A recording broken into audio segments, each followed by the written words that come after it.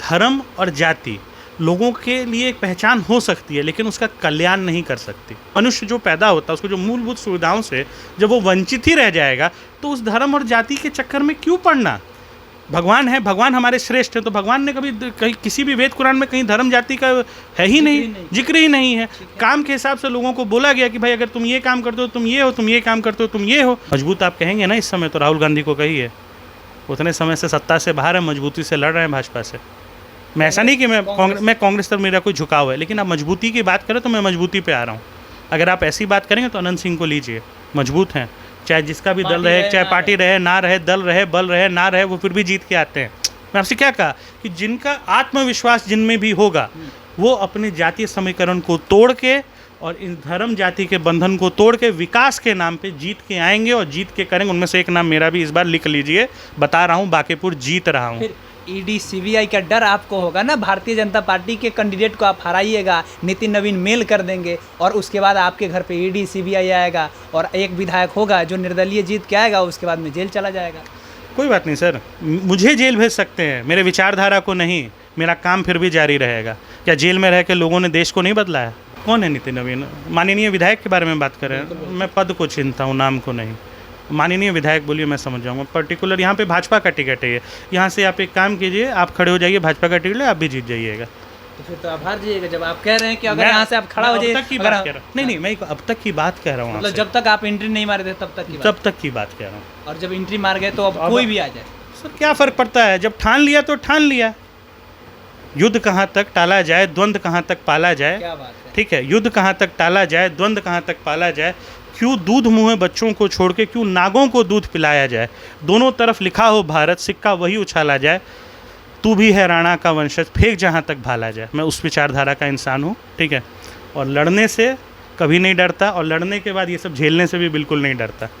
मैं जिस परिवार से आता हूँ ना सर, उन्होंने मुग़लों को भी पानी पिलाया था। पंडुई स्टेट से हूँ, गूगल कर लीजिएगा, बाकी डिटेल गूगल दे देगा, ठीक है।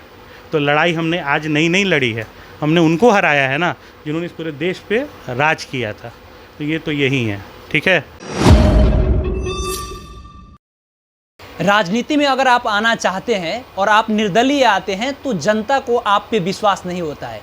लोग कहता है कि आपके पास कोई आइडियोलॉजी नहीं है, मैनिफेस्टो नहीं है, आपको लोग वोट क्यों देगा। ऐसे ही बांकीपुर विधानसभा सीट से, हालांकि देश में तो अभी 2024 के लोकसभा सीट की बात हो रही है, लेकिन 2025 में विधानसभा सीट की चुनाव होने वाली है और उससे पहले ही 2023 में हमारे साथ में रवि नारायण सिंह जी हैं।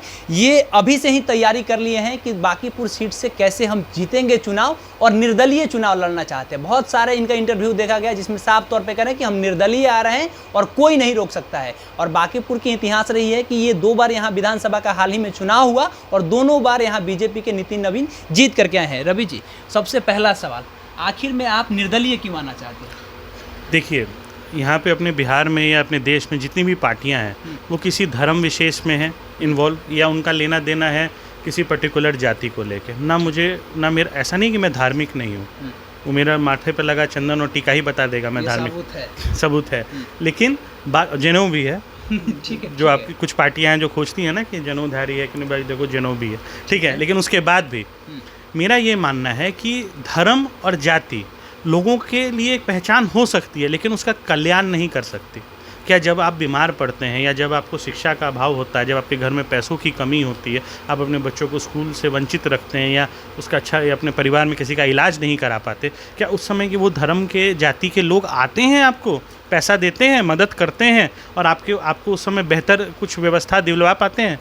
बताइए, आप ही दिलवा पाते हैं? नहीं दिलवा पाते हैं। तो जब धर्म जाति से इस तरह से आपके एक मूलभूत, एक इंसान मनुष्य जो पैदा होता है उसको जो मूलभूत सुविधाओं से जब वो वंचित ही रह जाएगा, तो उस धर्म और जाति के चक्कर में क्यों पड़ना। भगवान है, भगवान हमारे श्रेष्ठ हैं, तो भगवान ने कभी कहीं किसी भी वेद कुरान में कहीं धर्म जाति का है ही नहीं, जिक्र ही नहीं है। काम के हिसाब से लोगों को बोला गया कि भाई अगर तुम ये काम करते हो तुम ये हो, तुम ये काम करते हो तुम ये हो, वर्ण व्यवस्था बना। कहीं तो जाति का तो था ही नहीं। तो जाति तो हमारे लोग लेके आ गए, अंग्रेज लेके आए। अगर असल मायने में ना कि आप अंग्रेज जब हमारे देश में आए तो उन्होंने एक नई वर्ण व्यवस्था को स्थापित किया, उसे कॉलम वाइज लिखा कि भाई ये श्रेष्ठ है, ये उससे नीचे है, ये उससे नीचे, ऐसा कुछ भी नहीं, हायरार्की बना। भैया हम सब का कॉमन है। मेरा अपना एक ही मुद्दा है जो सबसे पहले लोगों को जागरूक करने का, वो ये है कि हम सारे हिंदुस्तानी, हम सारे हिंदू हैं, इतना काफ़ी नहीं है कि अब हम धर्म जाति में भी बटें।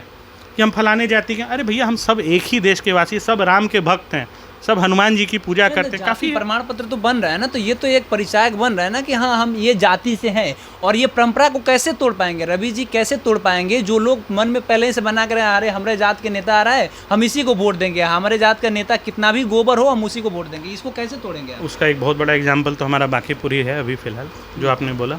अब उसके बाद मैं बात करता हूँ, भगवान ने सिर्फ 2 जाति बनाई, औरत और पुरुष, ठीक है। मैं इसके अलावा किसी जाति को नहीं जानता। अब इस विषय में मैं बोलूँगा ही, औरत और पुरुष यही मेरे हिसाब से 2 जातियाँ हैं, और इसी को मैं 2 जाति मानता हूँ। इसके अलावा कोई और जाति मेरे नज़र में भगवान पे तो नहीं, संविधान पे चलता है। और आप जिस पद के लिए चुनाव लड़ेंगे वो भी संवैधानिक पद होगा, तो संवैधानिक पद में तो जाति की बात होती ही है, OBC, general, SC, ST, minority की बात होती है।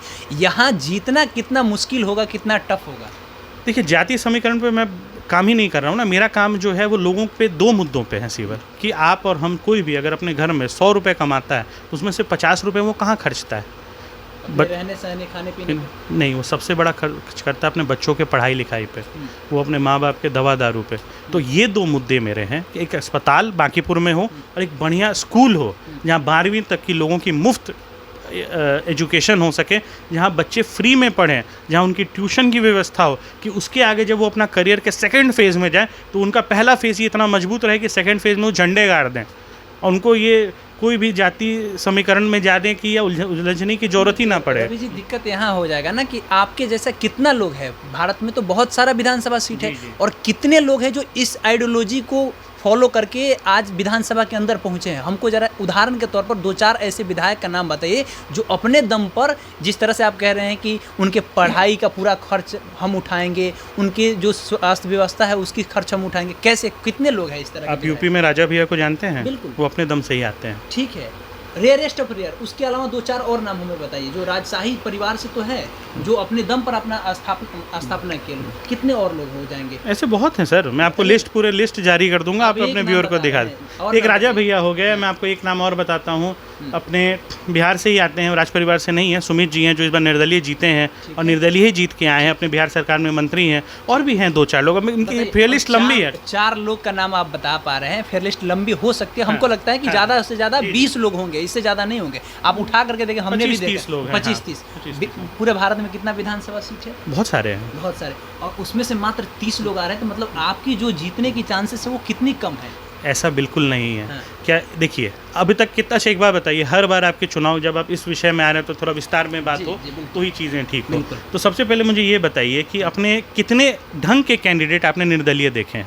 आप तो चुनाव कवर करते ही हैं ना, हर साल करते हैं। कितने अच्छे कैंडिडेट्स आए हैं जो निर्दलीय लड़ना चाहते हैं? जब टिकट नहीं मिलता है तो निर्दलीय लड़ जाते हैं, बागी बनकर। 4 हमको बताइए ना बढ़िया कैंडिडेट जो बागी बन के लड़े हैं, बढ़िया कैंडिडेट जिनका सीधा एक मुद्दा रहा हो कि हमें अपने क्षेत्र में विकास करना हो। ये मुझे 4 कैंडिडेट का नाम अब आप बताइए। 4 में से हमारे केसरिया, हम पूर्वी चंपारण से आते हैं, केसरिया से लड़े थे राजेश यादव, डॉक्टर राजेश यादव, बहुत अच्छे कैंडिडेट थे। उनको राजद ने टिकट नहीं दिया, निर्दलीय लड़े, चुनाव हरवा दिए। उसके अलावा में दीनानाथ 2003 में लड़े थे, पालीगंज से चुनाव लड़े थे और वो चुनाव हार गए, लेकिन जो कैंडिडेट था पार्टी का उसे भी हराए। उसके अलावा बहुत सारे ऐसे कैंडिडेट मिले हैं जो पार्टी जब टिकट नहीं देती है तो वो लोग निर्दलीय लड़ते हैं। तो क्या उसके बाद दोबारा उन्होंने लड़ाई लड़ी? उसके बाद नहीं लड़ पाते हैं, खत्म हो जाता है। जो साहस होता है, जो अर्थव्यवस्था होता है, वो खत्म हो जाता है। यही तो बात है सर, अगर आपको बड़ा पेड़ हिलाना है तो जड़ें मजबूत रखनी हो। मैंने आपसे इसलिए पूछा, मजबूत कैंडिडेट जो एक चुनाव के बाद ही आगे नहीं लड़ पाए, उनको मजबूत की श्रेणी में ना डालें।